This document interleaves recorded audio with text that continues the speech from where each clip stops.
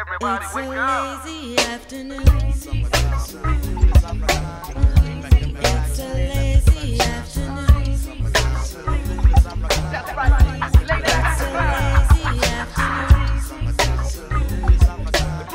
What's up, everybody? This is All Things Beer 510, and today we're bringing you not a review. I got my man Paul here, 1/3 of the co-founders for Great Notion in Portland, Oregon. Gonna chop it up with him a bit about how Great Notion started, where they're at today, and where the future is going to take them. So first of all, Paul, thank you for doing this interview. Big, what's up, Chauncey? Big fan of your beer. All Things Beer. Yes, big fan of your beer. Last year, I came out here in December. Had all your beer, me and my wife, and never have I ever had, like, every single beer was fire. Like, Nice. every single beer. It wasn't like, I don't like that. Like, we did 2 rounds of everything. Yeah. Oh, and then and then a year later, my daughter is born. So so she was made in Portland. Had to come back here. Yeah. Thank you. And so I just wanted you. She got our colors on. Yes, today, yes, she so I does. saw That, That was on nice. purpose. Yeah, So that's what's up. yeah, so just wanted you to talk about, like, your background, Great Notion, how you came to Portland, how the team, a couple years ago, I think in 2016, you guys opened. So just a little bit about the background. Yeah. I mean, we're 3 unique dudes with 3 different backgrounds, 3 different skill sets. I think that's a huge differentiator for us too, that we each pull some major values to the team and to the table together. But the funny thing is that me, James, and Andy, we're actually neighbors. That's how we all met. We all live literally on the same block, like just a couple doors down from each other. All from Philly? No. Oh, so I'm from Philly. Okay. James from a little bit outside Philly. Andy's from Alabama. Okay. So we met in Portland. We all moved here, sometime between 10 and 20 years ago to Portland for different reasons. Some of us met our wives on the West Coast. Some brought them. My wife and I got married in Philly. Okay. And then we moved out here right after our honeymoon. Okay, nice. Yeah, and we all just happen to live on the same block. We all got 2 kids. Family's a huge value for us. Family, creativity, and quality. And so, we all share the same values too, which is really nice. And that's how we met. Andy and James were home brewers. They're the brewers, and Andy saw James, like, brewing in his garage. He would keep the garage door open, it gets hot when you're brewing, right? And they started talking about beer. Andy actually had to move out of his house for a little bit. He was getting it redone. And he moved his brew equipment into James's garage, so they would start home brewing together. Okay. Right. So that's how they really started bonding about beer, talking about maybe opening a brewery, but they didn't really know where to start or how to start or what they wanted to do with it. And I was getting bored of the corporate life. I got a tech sales background. I got an MBA. I love business, love entrepreneurship, and I've been looking to do something on my own again. I haven't done something in a long time since running a hip hop record label back in the day. Dope. And I fucking love beer. I wasn't a big beer nerd previously. I'm definitely getting there, by owning a brewery nowadays. And I just thought their beer was fire, man. Their beer was killer. I loved it. I went to sleep at night dreaming about my neighbor's homebrew. And I was like, dudes, let's start a brewery together. Like, and they don't want to talk to lawyers or banks or accountants or none of that stuff. That's where you come in. I love that shit. Okay. So, so it's perfect. So that's kind of how we met. Okay. That's how we got started. That was 2014. 2015 is when we found this spot through my old job. My old CEO's administrative assistant, her husband's best friend owned this place. So it used to be called the Mash Tun. Okay. And I don't want to say nothing about the Mash Tun, but either way, it was a great find for us. We really turned around the beer, turned around the food. People giving us such a warm reception here in Portland. So yeah, so we didn't choose Portland, right? Portland chose us for different reasons, and Alberta Street also. We really lucked out on being on one of the cool streets in Portland. Yeah, and you talked about creativity and family, and I see that in your beers. I see this, that, a lot of breweries, especially in the Bay, some of them are 21 and over. You can't have your baby or your family in here, where it's like really family oriented. You get the feel. You had 2 people that worked here, Cody, that I kind of knew previously, and he was cool, and a couple other bartenders I met, and it just has a family atmosphere. And when it comes to the beer, I see, like, everything you do, from the sours to the IPAs to the names, to everything's like really creative, like well thought out. Speak about that, just the creativity in the beers, and even your food, like how the 2 come together. Yeah. Let's see where to start there. I mean, family is very important to us. So since we all got kids, we all need a work-life balance.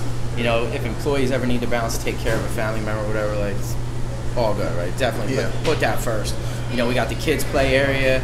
we need to make sure when we bring our own kids here, they got something to do. Kids menus off the hook here too for food. We also kind of kept things in the family. James had a real good friend from back in the day when he was doing some music, and his name's Ryan. He's our chef now. So he's been with the team for over 2 years now. He worked somewhere else for 10 years and then came here. He now rose from our chef to our director of restaurant operations. Nice. So when we open our second place, he's in charge of that. He's basically GM right now. He also has 2 kids. So just everything we think about when we do with the new spot too, it's all about family and bringing your kids here to have fun. I mean, we don't want to just focus on beer nerds. We want to make sure the people of Portland, Portland's so family friendly. You know, everyone in Portland's basically like between 30 and 40 years old and has some kids. Starting to have kids. It's crazy, you know. Or people did move here like 10 years ago to get real creative, found each other, had some kids, and you know, we want to be inclusive for all those people too. Yeah, and then when you talk about Portland and the beer scene, I came out here a few years ago before Great Notion opened because of the beer scene. But it was, you know, Portland, Seattle, they have a style, like Pacific Northwest, certain hops. This is before the haze craze started. And you being from Philly, and my guy James. James from outside of Philly, which is real East Coast oriented.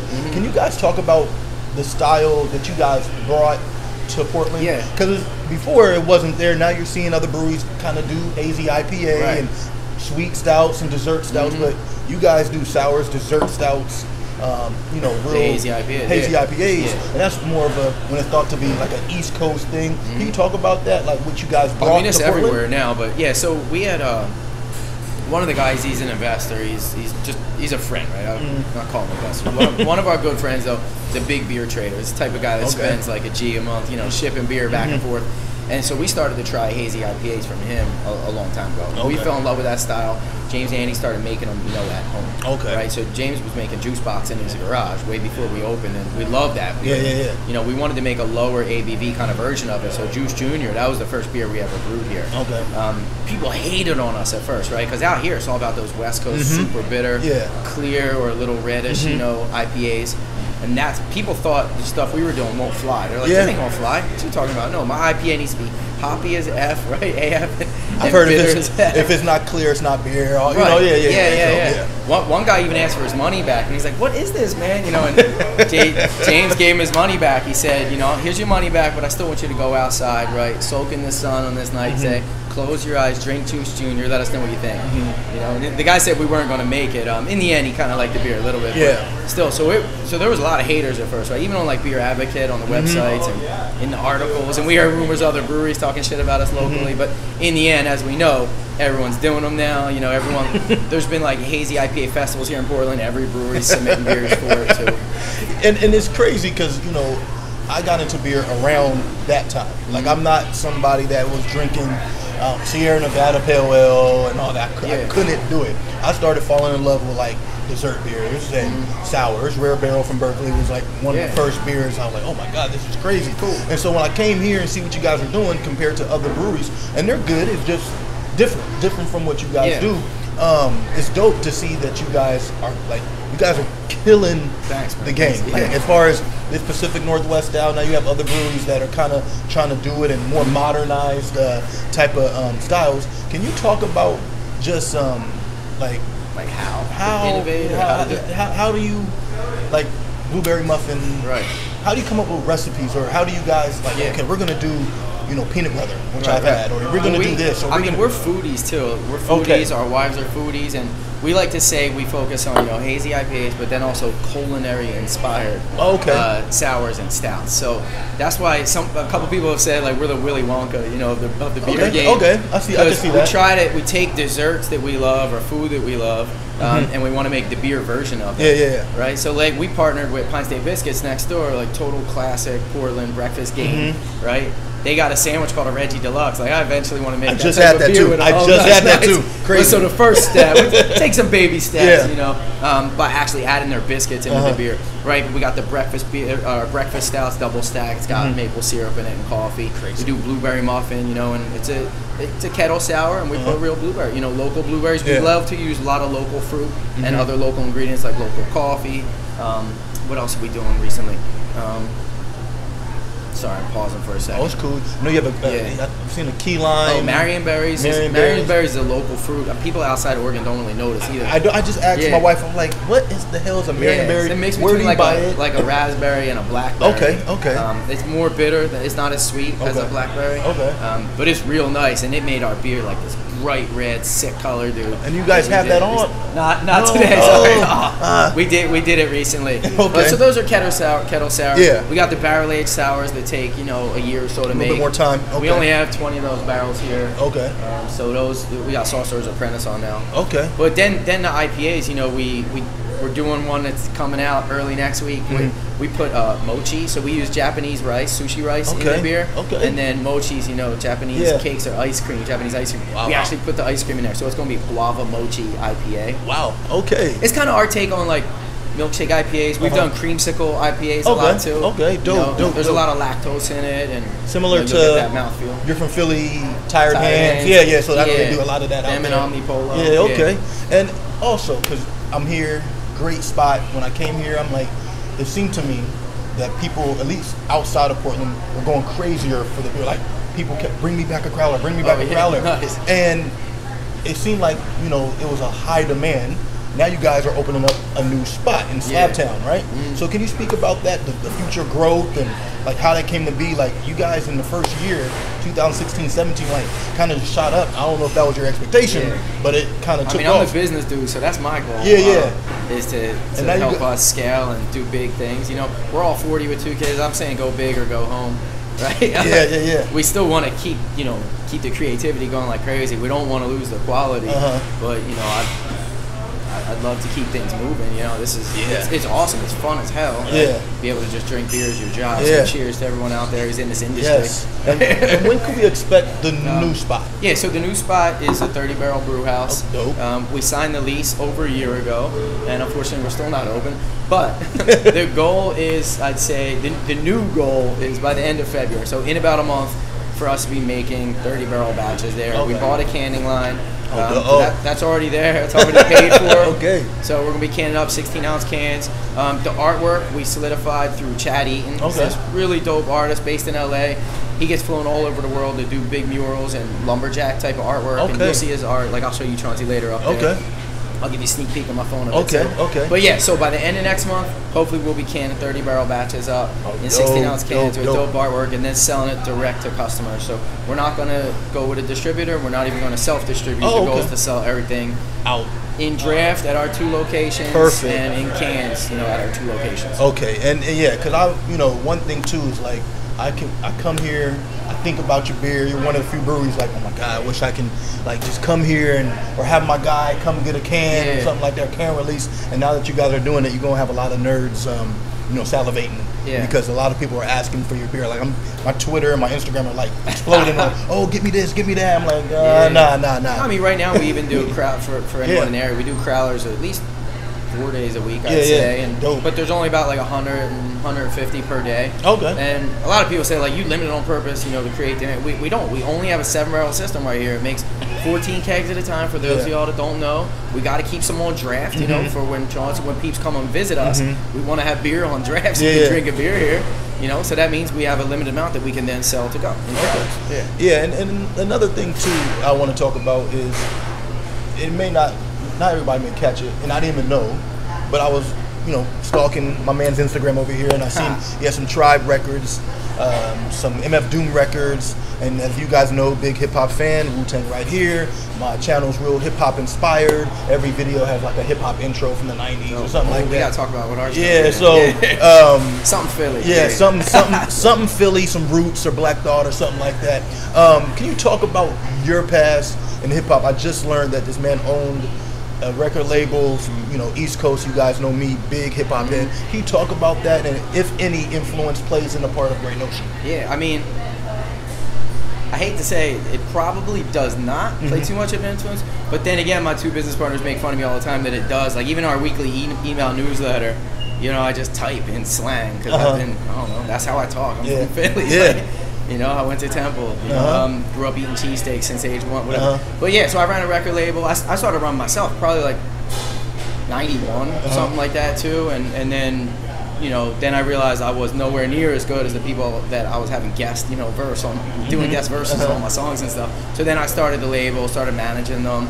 But yeah, I put out 10 pieces of vinyl back in the day. Arrakis, Arrakis, comes from the book Dune, Frank Herbert's Dune. My rap name was Paul Maldib or PCP. Oh, okay. But yeah, we used to open up for everyone. Anytime someone would come to Philly, we'd open up, you know, open up for the Roots, open up for, you know, like, I don't know, Souls of Mischief, if they came to Down, or Atmosphere, or whoever, you know, Company Flow, LP, stuff like that. Yeah. We always did stuff with New York peeps too. Okay. We toured Europe a couple of times. My boy Rashid still lives over there. If y'all know Melee Sparks, Rashid in Copenhagen. Yeah. Are you guys gonna do maybe in the future? And because I see a lot of people now. Monkish was the only one I could think of that was really doing it. Yeah. A lot of people are like hip hop beer names, but I don't know if they're hip hop beer fans. I mean, we're hip hop fans, right? Like I see people with even Mac Dre, which is a big person from the band. Like that's a big thing, and I'm seeing that from other breweries.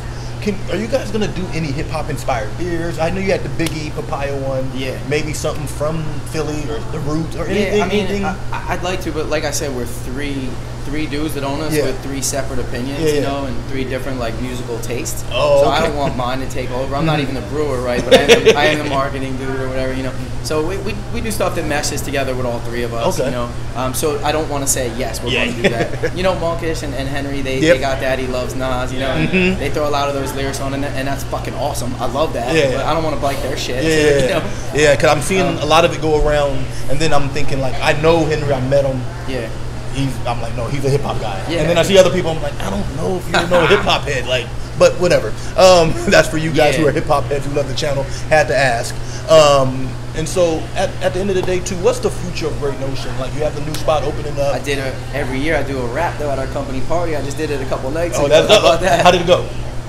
I was a little drunk, but I think all right. Yeah. No, but you might see some in our Instagram videos too, you know, or see us as we talk. Or okay. You know, we definitely support hip hop, but big supporters too of like dope and dank. Black people love beer, you know, getting other cultures into beer. Yeah. You know, I think it's extremely fucking important. And beer should not be just like some white privilege shit they can afford the $20 4-packs or whatever. Everyone should love decent ass craft beer. So this our 7-barrel brew house.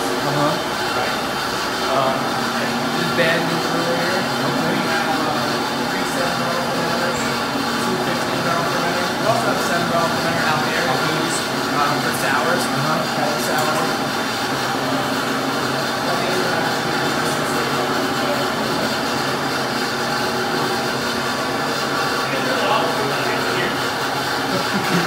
You good.